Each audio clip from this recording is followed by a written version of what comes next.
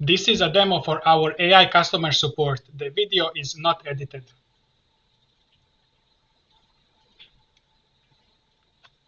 Hello, I am Swapcom AI Technical and Customer Support. What can I help you with? My microwave is not working. Sorry to hear that your microwave is not working. Let me try to help you troubleshoot the issue. According to our knowledge base, if your microwave is not turning on, you should ensure that it is properly plugged in and the outlet is working. Also, check the door latch to make sure it is fully closed.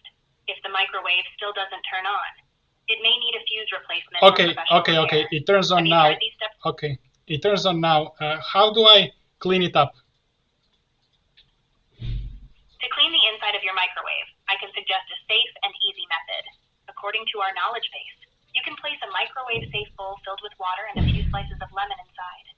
Microwave on high for 3 to 5 minutes, then let it sit for a few more minutes to allow the steam to loosen food particles. After that, you can wipe the interior with a damp cloth. Avoid using harsh chemicals. Would you like to know more about microwave maintenance? No, thank you. Or is there Thank you. anything else I can help you with? I don't need anything else. Thank you. You're welcome.